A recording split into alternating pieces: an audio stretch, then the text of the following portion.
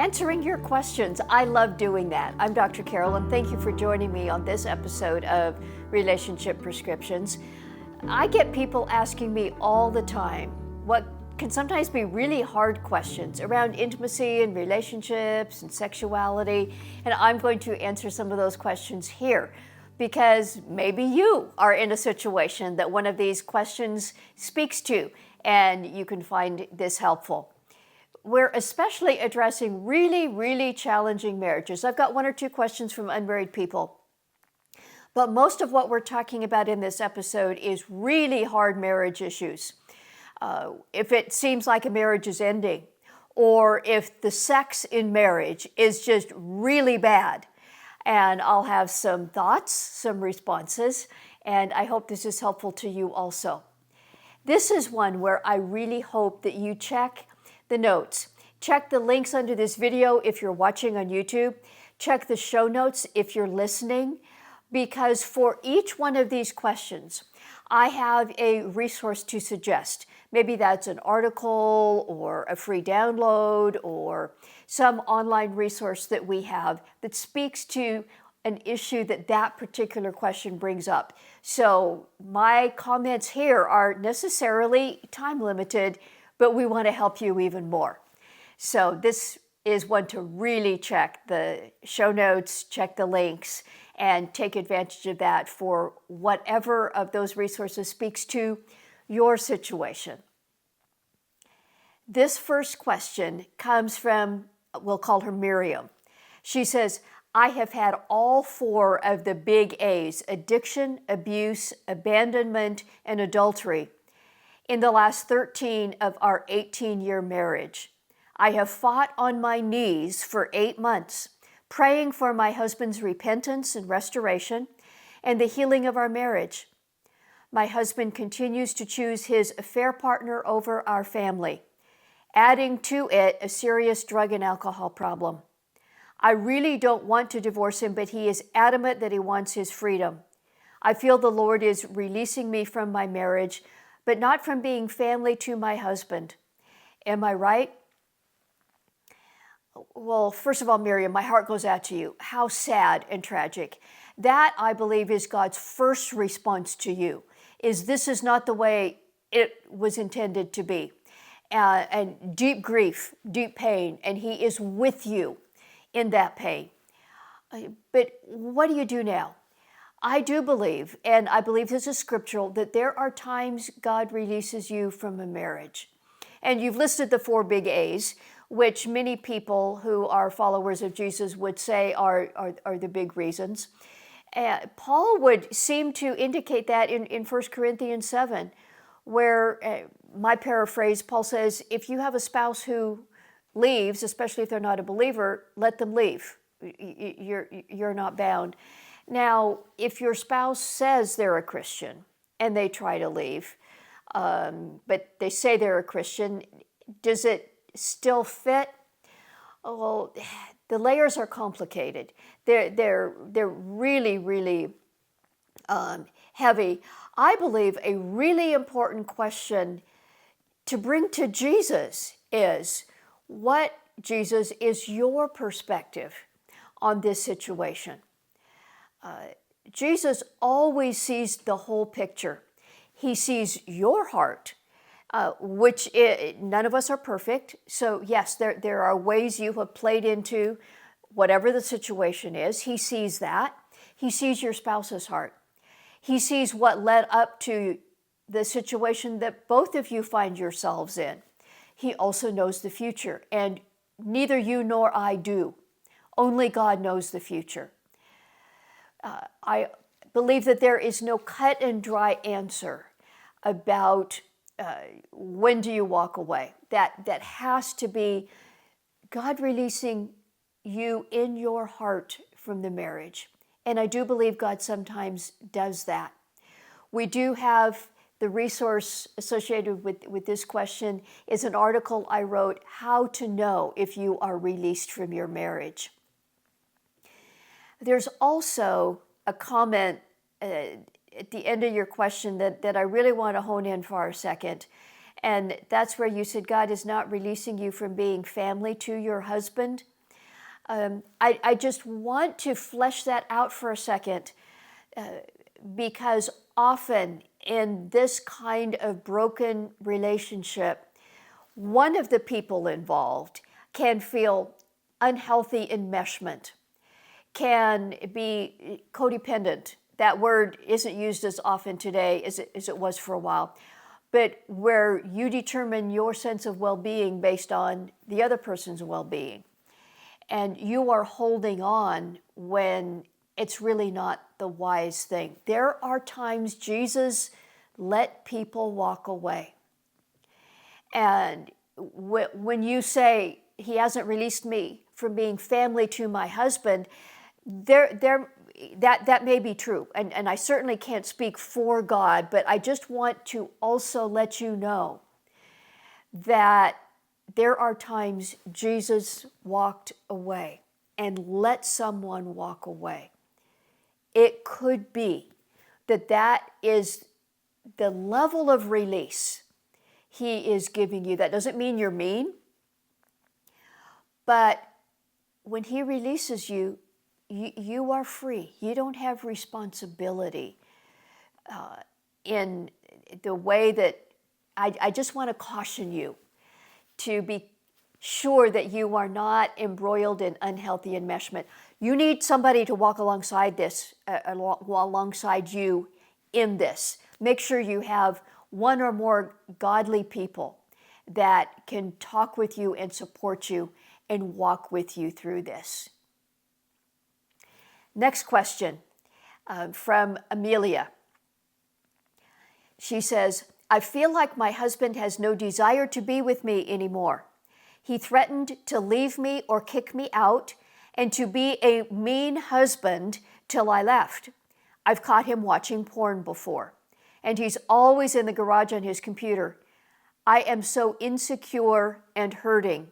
I miss him and wish he'd hold me and spend time with me. I feel like I'm the problem. However, I crave sexual intimacy with my partner, which isn't being satisfied, and I'm hanging on by a thread. I'm so tired of being hurt or ignored or pushed away. This isn't how a marriage should be. You're right, this is not how a marriage should be. You didn't say, I do, wanting or expecting this to be the kind of marriage that you were in. You're right, this isn't the way a marriage should be. And you cannot change your husband. Your husband appears to have very, very serious issues. Porn may be a huge one, and porn messes with the person's mind. And there's other things you allude to in your comments that say your husband is acting really badly, really badly. But the question is, what do you do about it? You cannot change him. So who do you choose to be in light of the reality that this is who your husband is? And another really important thing to wrestle with is your desire for connection. You say you want sexual intimacy and you're tired of your husband pushing you away. That's probably not your fault. In other words, it sounds like your husband is deep into porn and you can never satisfy him. You can't satisfy a pornified mindset in somebody else, but you still crave that. So going to an empty well for water will never work. Continuing to grasp at your husband, trying to get something from him that he is unwilling and or unable to provide will only make you more upset. Now, I don't know if your marriage can be saved or not, but I am saying that continuing to grasp for something that's not there will only push him farther away and make you more miserable. So there's a different way that you need to approach this situation. You need to get filled up separately from your husband. You cannot go to him to get your needs filled, but you have needs. I'm not talking about sex per se, but you need intimacy. You need companionship. You need understanding. You need love and care. So my biggest single challenge to you is find a friend. No, that doesn't feel like good sex with your husband, but there's some places in your soul where you desperately need that connection. I'm not talking about sex. I'm talking about feeling seen and understood. Prayerfully ask Jesus, who might be somebody in your world who might be safe and supportive, and seek them out. You need that kind of connection. And then bring this to Jesus. Invite him right into the middle of this. Rather than you trying harder to make something happen in your marriage, bring it to Jesus and get his input. Again, I don't know what the outcome of your marriage is going to be. Your husband's heart may be closed. God doesn't want to leave it that way, but get Jesus' input. Bring him right into the middle of this situation. The resource I would point you to, or if you're listening or watching and this is similar to your situation, is an article on our website, How to Find Your People When You Need Help. Amelia, I believe that is your biggest single challenge right now. Find a friend. And that article gives you some specific ways to think about finding your people, finding someone to connect to. Our next question comes from Aaron, and he writes, I am really frustrated because I am a very physical being and my wife is not. Her love language is acts of service, and mine is physical touch.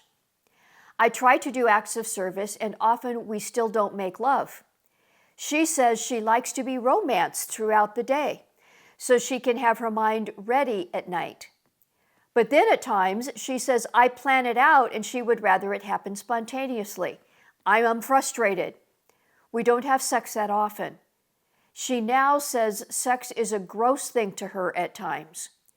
We have been married for almost 19 years.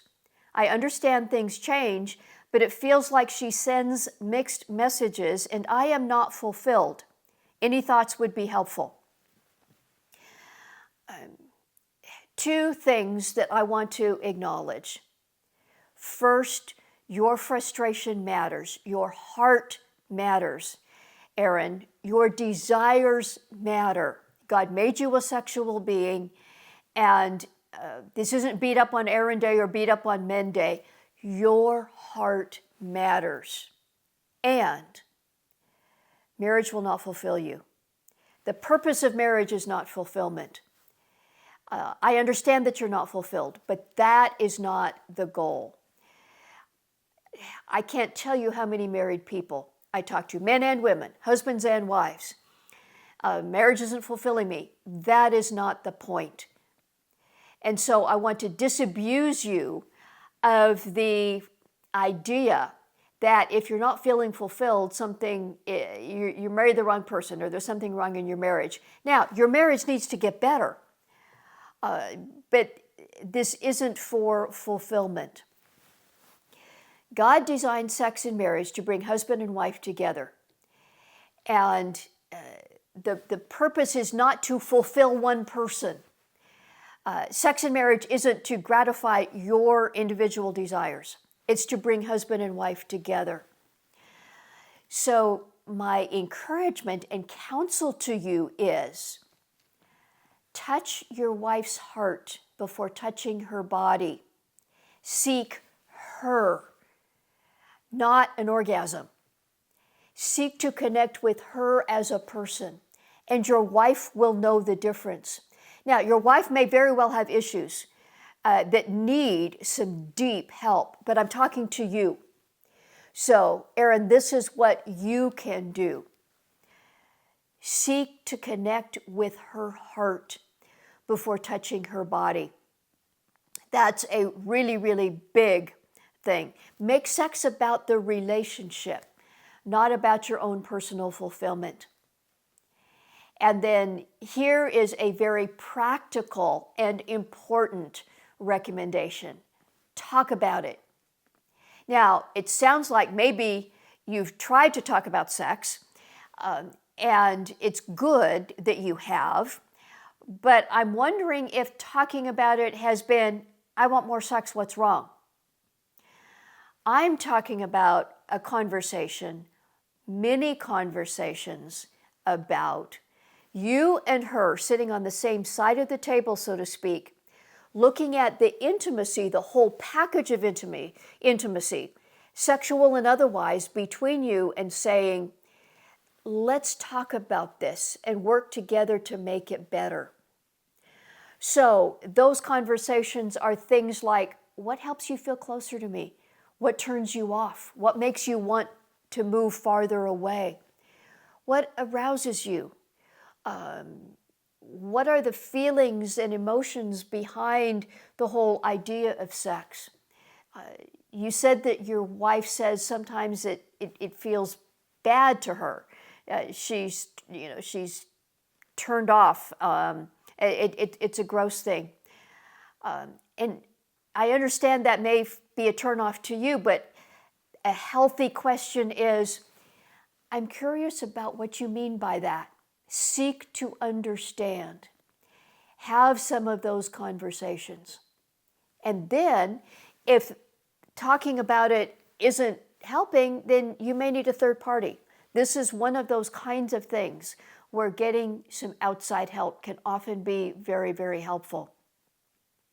We have a link on our website, How to Have the Sex Talk with Your Wife. Some very practical suggestions about how to do this, how to have the sex talk with your spouse, whether you're the husband or the wife. So check out that link, because bringing these kinds of challenges into the light, not to get something for yourself, but to make the relationship better, can be very, very helpful. Our next question comes from Karen. After years of sexual coercion in my marriage, my husband and I are trying to work through things. We're reading a book together about sex in marriage. He loves it, I don't. I cannot get out of my mind all the times over the 27 years of marriage that I've participated without wanting to, and the 2 times he was forceful. I think it's a trust thing. I always feel on edge and guarded, and I don't know if he's changed. I feel there has been sexual trauma in our marriage. Do you have any suggestions?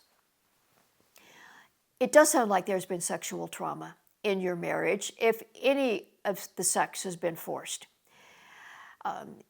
Again, you can't change your husband, but you can seek to understand, who he is and who you choose to be in this regard.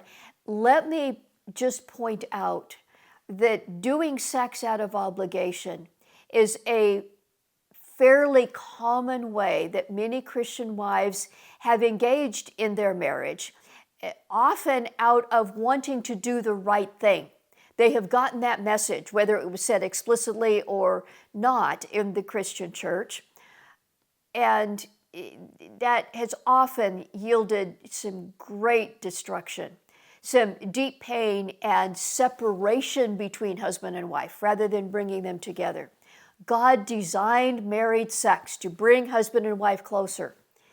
And so when married sex is pushing them apart, I believe the appropriate godly answer is no for now. That doesn't mean you stop there. But when sex separates rather than bringing together, it is not fulfilling what God intended it to be.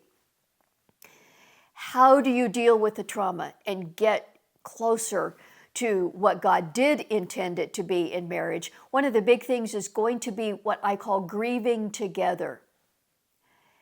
You and your husband will not need to focus on techniques of sex, but on understanding each other. Often men may have a harder time with this than women, but women can have a hard time with this as well.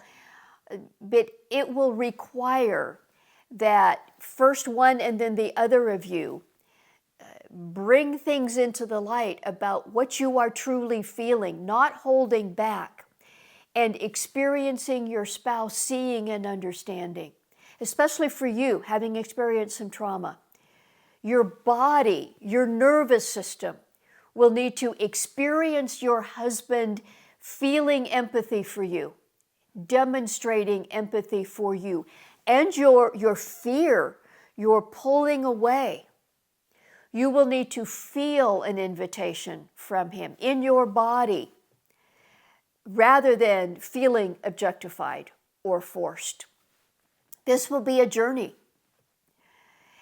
You will also need to offer him the same, and he will need to come to the place where he can not just say, I want sex, but where he can understand in himself and then share with you the feelings, the desires, not just for a physical release, but come to terms with what sex means to him.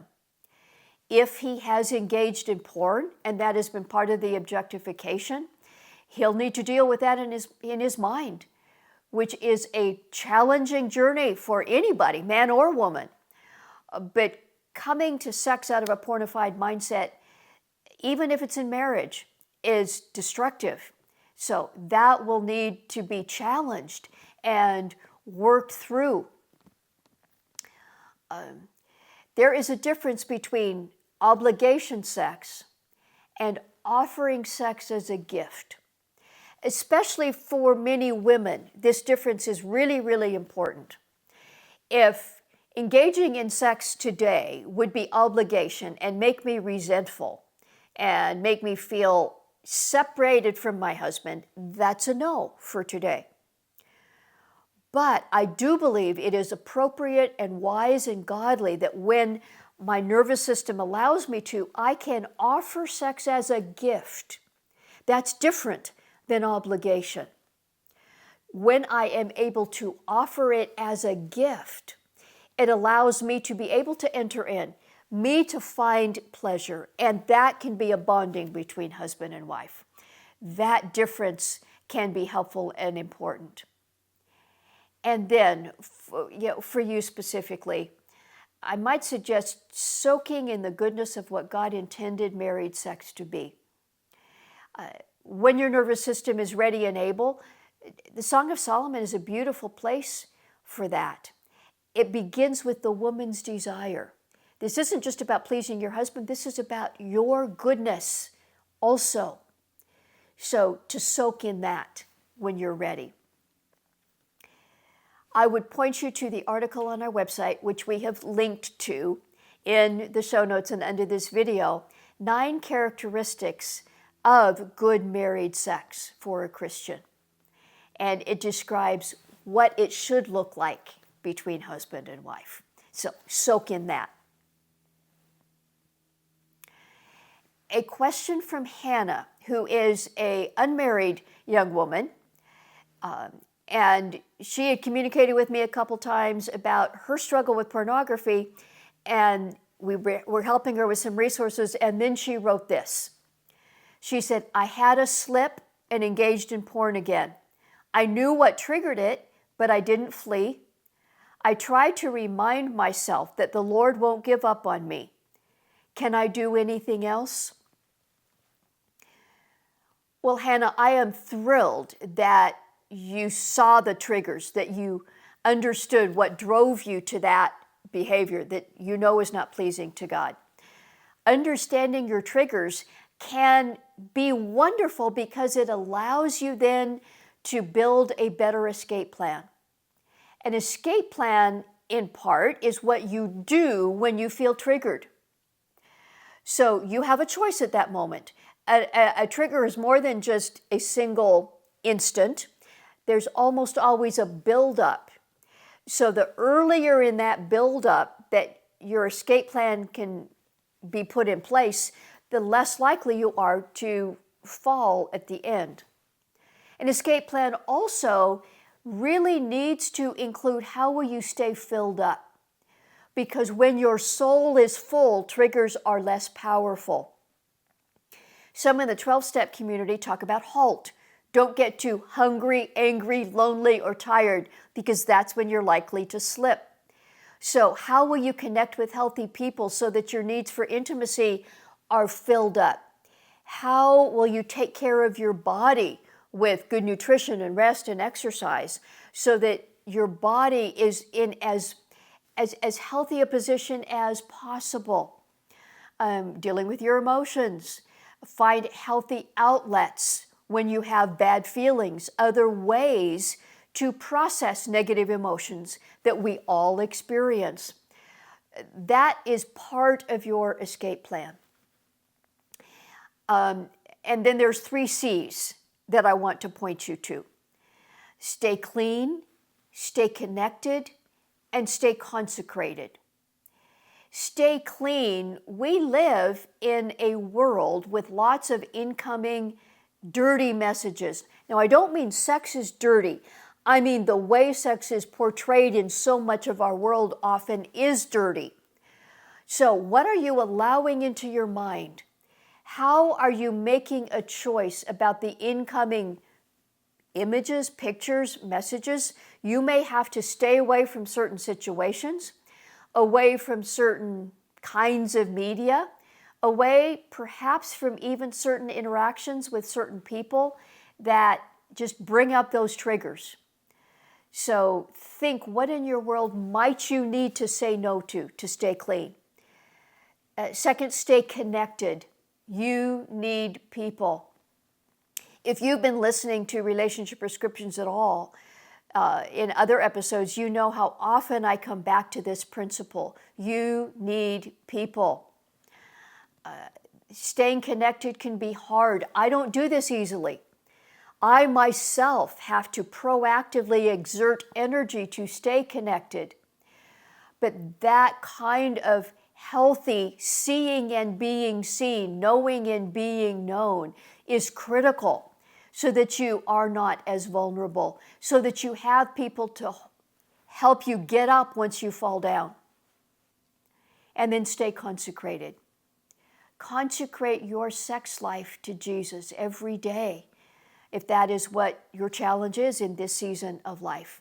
Whatever part of you is troubled, for you, your struggle with porn, every day consecrate your sex life to Jesus, out loud in prayer. Jesus, once again, I make you the Lord of my life today. I make you the Lord of my sex life, and determine that my body, mind, and soul will only be used in ways that glorify you for today.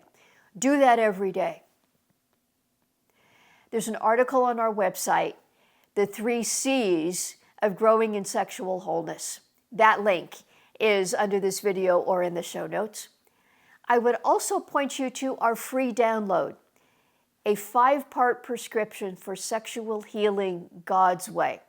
That's at drcarolministries.com/sexual healing. That link is also available in the resources. And I would encourage you to check that out. That's free. One more question, and this is from Eric. I have been told I'm not a good enough Christian man, that I'm too hardworking of a man, that I don't know how to have fun.